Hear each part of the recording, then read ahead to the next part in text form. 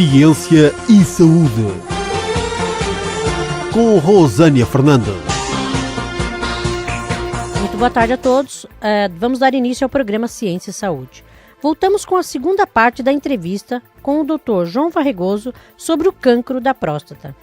O Dr. João Varregoso falava sobre a profilaxia e a alimentação. De facto, descobriu-se em estudos epidemiológicos que havia uma diferença de incidência do carcinoma da próstata a nível mundial. Nomeadamente, no Japão, a incidência da próstata é muito menor do que na Europa e nos Estados Unidos. E descobriu-se também que os japoneses que emigravam do Japão para os Estados Unidos, ao fim de uma geração, tinham uma incidência de tumores da próstata igual aos americanos. Por causa da cultura que assimilava. Exatamente, por causa da cultura e da alimentação. Ora, o que é que se passa em termos de alimentação? No Japão, comem muito peixe e comem muitos legumes, muita soja. E estes alimentos, de facto, têm substâncias que inibem ou que fazem a prevenção do carcinoma da próstata. Nos Estados Unidos, em que fazem uma alimentação muito menos racional, muito mais à base de gorduras animais, a incidência é maior. Então, aquilo que nós sabemos em estudos epidemiológicos é que gorduras animais são fator de risco. Também os laticínios, leite e derivados, também são associados a um maior risco de carcinoma da próstata. Por outro lado, a alimentação mais rica em vegetais, legumes, faz diminuir o risco. E estamos a falar de, por exemplo, o tomate cozinhado. O tomate tem umas substâncias que se chamam licopenos, que estão dentro das células e que são libertados quando o tomate é cozinhado. Se for comida em salada, essa substância passa no tubo digestivo e não é libertada e não é absorvida. Portanto, tem que ser molho de tomate, ketchup, tomate cozinhado mesmo. Depois temos a soja, temos os peixes gordos, temos o vinho tinto, por exemplo. O vinho tinto, que é quase um medicamento, porque... Não só é verdade, mas tem que ser o tinto. Não só está provado que diminui o risco de carcinoma da próstata, como também diminui o risco de doenças cardiovasculares. Pois, esse de cardiovasculares eu já tinha. Isso é bastante conhecido. É claro que bebido com moderação, não é? Porque senão sim, uma dosezinha. Faz mal. mal. O que o doutor aconselhava nesse caso? Uma dose por copo dia? De vinho à refeição. O normal, assim, uma coisa moderada. E não há estudos que nos digam que se a pessoa mudar a alimentação vai ter menos risco de carcinoma da próstata, mas a verdade é que nós sabemos que pessoas que consomem mais este tipo de alimentos têm menos incidência, portanto depreendemos que se a pessoa alterar a sua alimentação vai passar a ter menor risco. Valendo o que vale, é uma informação que as pessoas devem ter, até porque esta mudança de alimentação, como disse, faz bem a tudo. Não é só não é só a próstata, exatamente. Doutor, e como que acontece o processo então de cura? O doutor me disse a nós sobre duas vertentes, antes de ter a doença, a prevenção, depois com a doença. Agora, a cura, quando identificada e quando já o homem vai buscar que já está com a doença alastrada. Como é que funciona isso? Ora bem, nós sabemos que se detectarmos a doença precocemente, vamos conseguir curá-la. E precocemente é quando a doença ainda está só na próstata, porque nós podemos tratar a próstata e destruir a doença. Se a doença já estiver fora da próstata, naturalmente não temos meio de destruir. O início já é um tumorzinho ou não? É um tumor. O carcinoma inicia-se dentro do órgão, vai crescendo e a certa altura começa a libertar células que podem ir em circulação nos vasos linfáticos ou sanguíneos e espalha-se pelo corpo. Portanto, é nesta fase em que ele se espalha pelo corpo que deixa de ser curável. Nós queremos apanhá-lo na fase em que ele ainda está confinado à próstata. E o tumor da próstata tem essa grande vantagem, é muito acessível a ser detectado precocemente e tratado. Porquê? porque cresce lentamente. É uma doença, ao contrário de muitos outros tumores que evoluem em semanas e meses, este evolui ao longo de anos. E tem uma fase bastante longa em que o podemos detectar porque temos um marcador muito sensível, que é o tal PSA. Então, o homem que faz a vigilância detecta se seja uma alteração do PSA, seja uma alteração a nível do toque retal e faz uma biópsia. Fazendo a biópsia, vai-se detectar a doença e pode-se tratar. Sem intervenção cirúrgica, desculpa, doutor. Com ou sem intervenção cirúrgica. Agora há várias maneiras. Bom, o que nós sabemos de estudos que nos dão dados, e portanto isto que eu estou a dizer é uma coisa de senso comum, faz sentido, mas do senso comum a ter a certeza é preciso fazer estudos. E realmente foram feitos estudos internacionais muito grandes de rastreio do carcinoma da próstata, e sobretudo o europeu, que foi bem conduzido, diz-nos que até 24% dos homens podem salvar-se de morrer da doença se fizerem o rastreio. Portanto, de onde realmente nós sabemos que vale a pena as pessoas preocuparem-se e ir ao médico para detectar precocemente. Como é que nós tratamos esta doença? Temos várias maneiras. Os tratamentos que estão consensualmente estabelecidos como eficazes e que são os que se fazem mais frequentemente são a cirurgia, que é a remoção da próstata, é a radioterapia externa e a braquiterapia. A braquiterapia é uma forma de radioterapia interna, que eu já passo a explicar. Não tinha ouvido falar ainda, não. A cirurgia, como é fácil de prender, é abrir e tirar a próstata. Isso pode ser feito por via aberta ou pode ser feita por via laparoscópica. Laparoscopia, que é uma cirurgia em que não se fazem incisões, introduzem-se uns trocados, umas cânulas no doente, e através dessas cânulas consegue-se passar instrumentos que operam sem fazer realmente incisões. É uma cirurgia mais complexa do que a cirurgia aberta, mas tem algumas vantagens, sobretudo em termos de perda de sangue, em que normalmente o doente tem menos risco de vir a precisar de transfusões e terá uma recuperação mais fácil porque há um traumatismo menor. Depois, a radioterapia externa, que é uma terapêutica que também já existe há bastantes anos e que tem vindo a melhorar em termos de aparelhagem e de eficácia e, sobretudo, de diminuir a morbilidade, implica a pessoa fazer habitualmente na ordem dos 30 e tal tratamentos diários, com interrupção ao fim de semana, em que vai destruir a próstata por meio de radiações, digamos que queimando, entre aspas, a próstata. Isto dá alguns sintomas enquanto se está a fazer tratamento, sobretudo sintomas relacionados com os órgãos que estão ao lado da próstata e que também vão ser apanhados pela radiação, que é a bexiga e o reto, mas que habitualmente desaparecem depois dos tratamentos acabarem. Poderão ficar algumas sequelas, mas a maior parte dos sintomas acabam por desaparecer depois de acabar os tratamentos. A braquiterapia da próstata, como eu disse, é também uma forma de tratamento por meio de radiações, mas a fonte de radiação, em vez de ser um aparelho no exterior que bombardeia o corpo, são sementes radioativas que são implantadas dentro da próstata. A vantagem disto é que o tratamento é feito de uma vez. A pessoa tem que ser anestesiada e ir ao bloco, porque tem que se introduzir agulhas na próstata, mas o tratamento é feito de uma vez, as sementes são introduzidas e ficam lá a fazer aquilo que têm que fazer.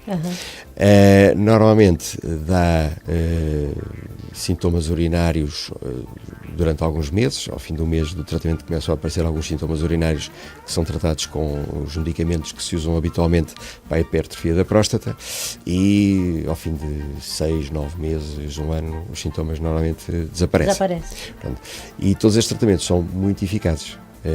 A taxa de cura, obviamente, varia de acordo com a agressividade da doença, porque nós temos a maior parte destas doenças que são pouco agressivas e tem uma taxa de cura que anda na ordem dos 90%, que é excelente, mas também temos outros tumores mais agressivos, mas mesmo assim conseguimos taxas de cura na ordem de perto de 70%, o que para um tumor agressivo também é bom.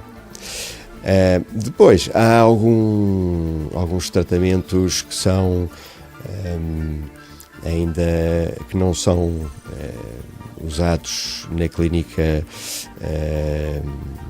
comum, que se podem considerar mais investigacionais, dos quais o principal será talvez a criocirurgia, que é o congelamento da próstata.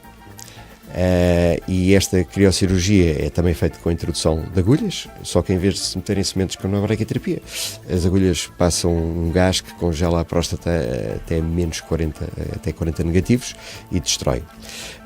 Este tratamento normalmente já é standard para tratar as recidivas depois das radioterapias, seja a radioterapia externa, seja a braquiterapia. E há alguns centros em que o fazem como tratamento de primeira intenção, ou seja, antes de fazer qualquer tratamento, como tratamento para curar antes de fazer qualquer outra coisa. E neste contexto ainda seria não uma é... primeira intervenção, doutor. Exatamente. Okay. Neste contexto ainda não está aceite universalmente como a melhor indicação. Depois há um outro tratamento que é o chamado HIFU, que são ultrassons focados, digamos que é o mesmo princípio dos ecógrafos, só com uma sonda que emite energia com muito mais intensidade e que aquece o tecido de tal maneira que ele cose, portanto é uma temperatura bastante alta. E este tratamento também ainda é investigacional, porque não há resultados que nos digam que seja tão eficaz como aqueles que já estão estabelecidos. A próstata, desculpa, doutor, é isso? Faz as moléculas vibrar, e quando as moléculas vibram mais, sobem de temperatura. Aquece. Portanto, ele vai subir a uma temperatura em que as proteínas das células desnaturam. Portanto, basicamente, é como cozer a próstata. Pronto, isto é assim, usando uma imagem mais fácil de ser percebida. É dos ouvintes perceberem. Um trata por congelar e o outro por aquecer em demasia. Depois há alguns tratamentos que são mesmo investigacionais, que passam por fazer o tratamento focal do carcinoma da próstata. Isto é, normalmente a próstata tem um foco de tumor, que é um foco pequeno, e nós não sabemos exatamente onde é que ele anda, temos uma ideia pelas biópsias onde é que ele está, mas nós sabemos nos doentes que são operados que habitualmente o tumor é bastante mais extenso do que aparece na biópsia e frequentemente até existem vários focos de tumor dentro da próstata, e é isso que faz com que o tratamento standard seja a erradicação da próstata total. No entanto, como isto é uma doença habitualmente pouco agressiva e a maior parte das pessoas até acabam por não morrer dela, deixa-nos tentar fazer tratamentos também menos agressivos no sentido de diminuir a morbilidade, ou seja, as consequências do tratamento destas doenças. Porque eu ainda não falei, mas que são consequências que podem ser bastante desagradáveis. As consequências do próprio tratamento. Do tratamento. Nomeadamente. Falar que assim incentiva o povo a ir fazer a prevenção. Nomeadamente, a cirurgia pode provocar incontinência. Normalmente provoca sempre incontinência durante um período transitório, mas há uma pequena percentagem de doentes que podem ficar permanentemente incontinentes. E por outro lado, há o problema da impotência, porque a próstata faz parte do aparelho genital, os nervos que vão para o pênis passam mesmo encostados à próstata e todos os tratamentos podem, em maior ou menor grau, provocar impotência. Pronto. E o tratamento focal do tumor da próstata terá interesse no sentido de reduzir a probabilidade de ter estas consequências, porque como se trata uma zona pequena, vai-se afetar os tecidos fora da próstata, que são aqueles que provocam estas complicações. Então, há em alguns centros onde se começa a usar técnicas para identificar com maior precisão onde é que estão os focos de tumor e depois tratar só essa zona. Claro que Isto implica uma grande seleção de doentes. Tem que ser selecionados aqueles doentes que têm os tumores menos agressivos, os tumores mais limitados, porque o nosso primeiro objetivo é erradicar a doença. Portanto, não podemos, para evitar as complicações, estar a deixar a doença evoluir.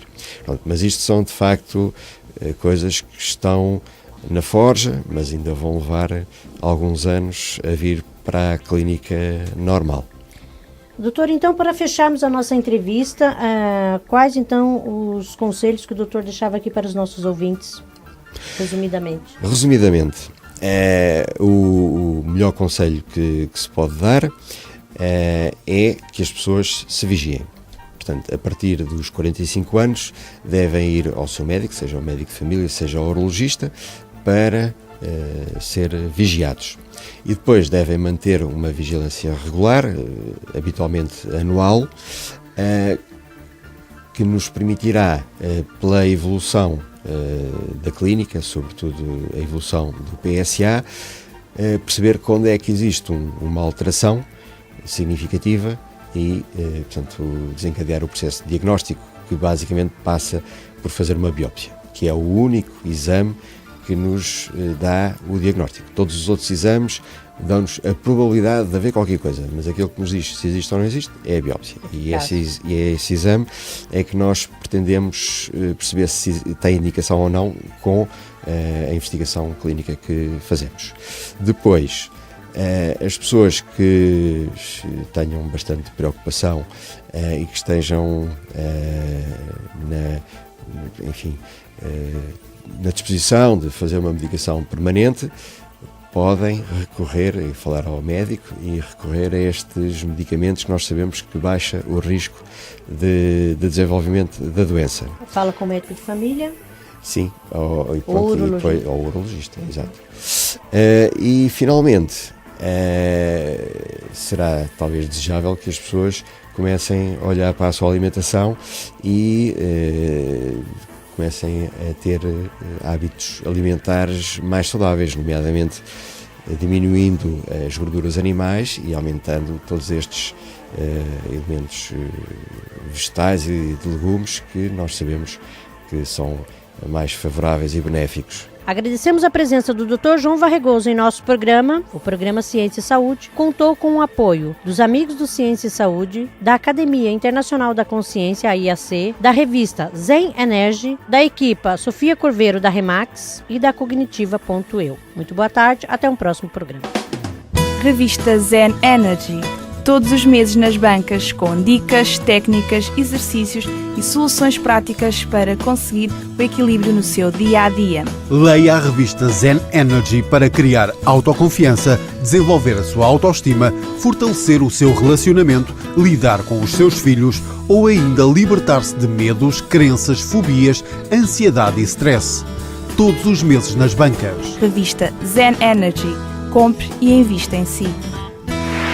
A Associação Esterianes, em parceria com o CEPLEU e o programa Ciência e Saúde da Rádio Horizonte FM, irá realizar no dia 13 de outubro, pelas 14 horas, o seminário Ler e Escrever Já Posso Aprender. Inscreva-se pelo e-mail lerescrever@ester.ians.pt. Não falte, participe, vagas limitadas.